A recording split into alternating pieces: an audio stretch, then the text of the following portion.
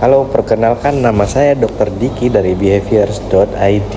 Assalamualaikum warahmatullahi wabarakatuh. Saya Citra Ananda Mulia, psikolog. Biasa tuh dipanggil Uncit Citra. Saya praktek di Behaviors ID. Saya suka kolaborasi sama Sehat Mental ID. Terus apa? Oh ya, jangan lupa ya lihat saya kolaborasi sama Mas Ade Binarko di Hening. Film kita tentang sehat mental. Pokoknya semua teman-teman BINUS harus banget nonton Hening. Kalau enggak. Apakah ada perubahan signifikan? Pastinya iya. Sekarang semua orang menggunakan media sosial untuk semua hal. Mulai dari media sosial tuh udah jadi lifestyle ya, kalau menurut saya udah jadi lifestyle. Mau dagang, mau pencitraan, mau untuk sharing kehidupan pribadi mereka, bahkan sekarang belajar, anak-anak masuk sekolah aja, masuk kuliah, memperkenalkan kampusnya, memperkenalkan jurusannya gitu kan. Kampus-kampus aja dan sekolah tuh juga sudah menggunakan media sosial untuk memperkenalkan mahasiswa mereka atau murid-murid mereka gitu. Terus kalau untuk remaja sendiri ya sudah pasti itu sudah jadi lifestyle sih sekarang kalau menurut saya. Jadi penggunaan media sosial buat remaja pada saat ini terus terang sangat mempengaruhi gimana mental remaja ini sangat mudah untuk ikut dari perkembangan sosial media. Gimana ceritanya?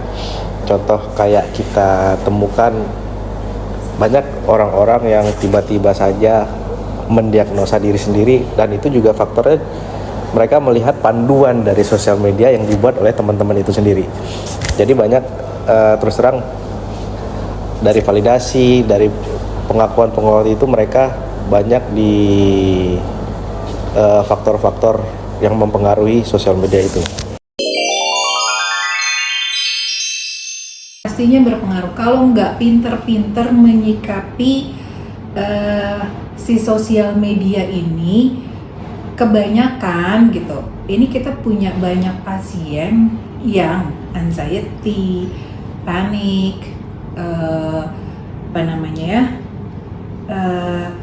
terpengaruh banyak dari si media sosial mereka, melihat kehidupan mereka through other people's life, dari story-story orang lain, atau jadi anxiety kalau FOMO, fear of missing out, FOPO, fear of perception others, kalau nggak sesuai, nggak sama, tidak seperti peers yang inginkan, nggak seperti tren yang terjadi saat ini, itu jadi lebih takut gitu ya, lebih membuat depresi mereka, lebih membuat mereka merasa cemas.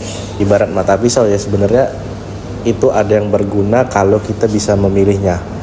Ibaratnya kita seorang chef di dapur, kita tahu cara memotong bawang yang baik, memotong daun bawang yang baik, memotong daging yang baik. Gimana caranya kita untuk membuat daging yang sangat sempurna, kurang lebih. Jadi cara penggunaannya itu yang harus kita ajarkan dan kita share kepada teman-teman, gimana, kenapa jangan sampai mereka kebablasan nih atas sosial media. Seberapa besar? Besar lagi juga. Gini, kalau misalnya remaja yang produktif di luar, harusnya interaksi mereka dengan media sosial sesuai kebutuhan dong, gitu. Misalnya, kalau mereka kuliahnya memang berhubungan dengan media sosial, seperti fakultas atau jurusan yang mungkin desain atau multimedia, atau yang memang mengharuskan mereka berhubungan dengan si media sosial itu sendiri, yang dia harus ngutak-ngatik, dia harus bikin konten gitu. Artinya dia berhubungan dengan media sosial itu bertujuan gitu ya. Kalau itu ada tujuannya, durasi yang lama tersebut berarti kan ada manfaatnya. Tapi kalau durasi yang lama karena mereka tidak ada produktivitasnya, artinya karena lama nih di menggunakan media sosial sampai mereka males kuliah, males aktivitas di luar, kehidupan real life-nya jadi tersita, akhirnya lebih banyak sama sosial medianya, ini pasti berdampak buruk sama kesehatan mentalnya. Penggunaan sosial media ini ibaratnya bisa kita kaitkan juga dengan adanya permasalahan adiksi. Jadi adiksi dari gadget itu juga sangat bisa mempengaruhi kesehatan mental buat kita semua. Jadi nggak hanya remaja aja, semua kita pada umumnya udah terkena adiksi dari gadget. Jadi baik itu mereka banyak menggunakan cuman hanya scroll sosmed, cuma hanya scroll chat, cuma hanya scroll galeri. Jadi semuanya, kita semua tidak akan bisa terlepas dari gadget untuk saat ini, karena emang teknologi zaman sekarang itu sudah begitu besar mempengaruhi semua sisi kehidupan kita. Kita bisa keluar rumah itu ketinggalan dompet, tapi kita nggak mungkin keluar rumah ketinggalan gadget. Nih kalau yang saya temui, yang ini ya, yang datang ke klinik ya, saya bicara yang datang ke klinik ya, yang pasti tuh anxiety, terus tadi tuh FOMO gitu. Karena apa? Tadi melihat kehidupan mereka dari story life-nya orang lain gitu. Sampai nih kita nih kalau ada pasien yang kita bilangnya adik sama si medsos, kita tuh sampai minta mereka untuk puasa atau uninstall semua akun sosmednya mereka. Mereka menyimpulkan sendiri dengan apa yang belum ada di kepala mereka, yang udah ada di kepala mereka bisa menyimpulkan sendiri dari kesimpulan di sosial media tersebut. Padahal banyak faktor sih yang harusnya kita lihat. Sosial media itu bukan satu-satunya hal yang bisa kita jadikan rujukan. Jadi kebanyakan orang merujuknya ke situ.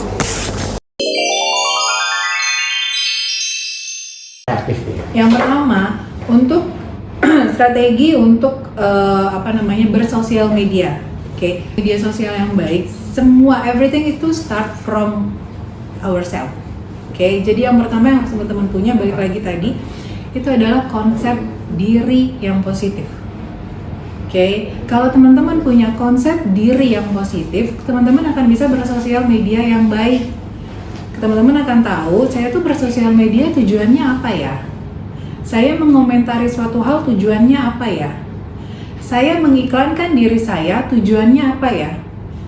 Ketika ada orang yang berkomentar negatif tentang saya akan tahu sejauh mana saya perlu menanggapi orang tersebut. Tapi tadi yang paling penting, teman-teman harus punya konsep diri yang positif supaya tahu apa sih tujuan saya bermedia sosial. Tujuan saya mengiklankan diri saya di sosial media saya itu apa?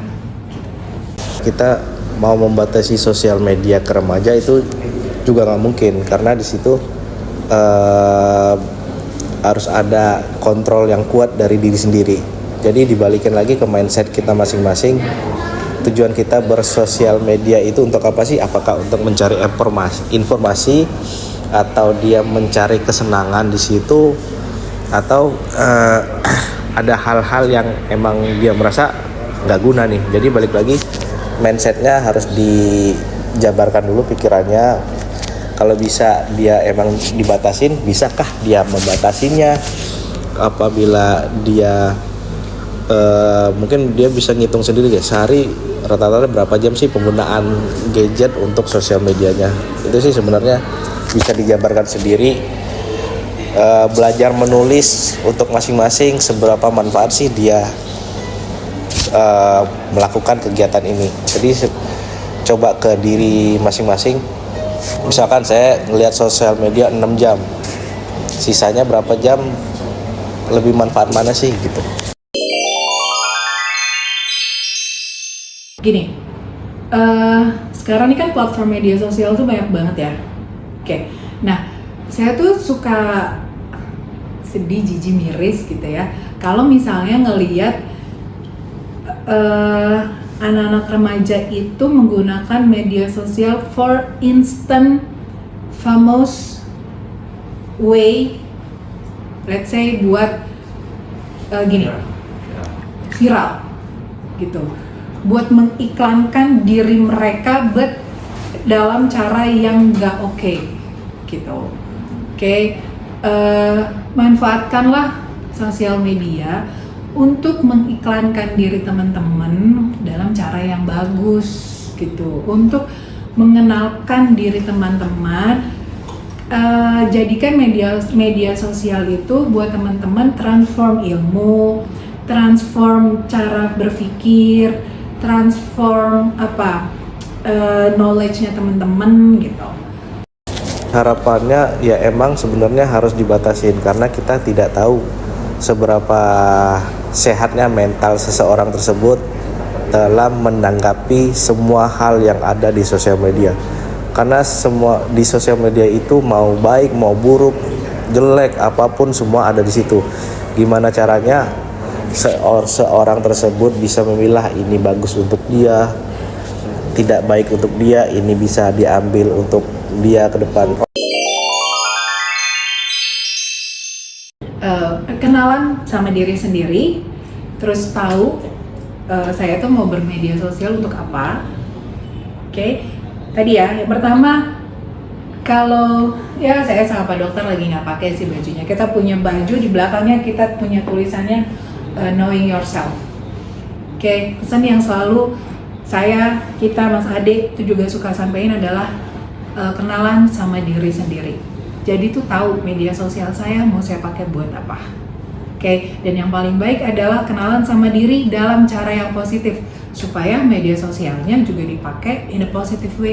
Bagi para remaja, cobalah pelajari, kenali diri Anda sehingga untuk ke depan Anda tidak terjebak di sosial media, karena banyak orang-orang yang terjebak di sosial media itu tidak mengetahui bagaimana dia tidak mengetahui dirinya sendiri, dalam tanda kutip mental diri dia sendiri, pola kepribadian dia sendiri. Jadi akhirnya ada orang yang cemasan, ada yang paranoid, ada yang orang gampang emosi. Nah, jadi dari sini kan sebenarnya mereka harus mengenali dan ini orangnya gimana sih gitu. Masing-masing kita sih berkewajiban mengetahui mentalnya masing-masing. Dari situ baru kita bisa telaah ini sosial media berpengaruh saya seberapa besar sih, apakah saya ngelihat 10 jam sehari ini berpengaruh nggak untuk merubah pola perilaku saya. Kurang lebih sih gitu.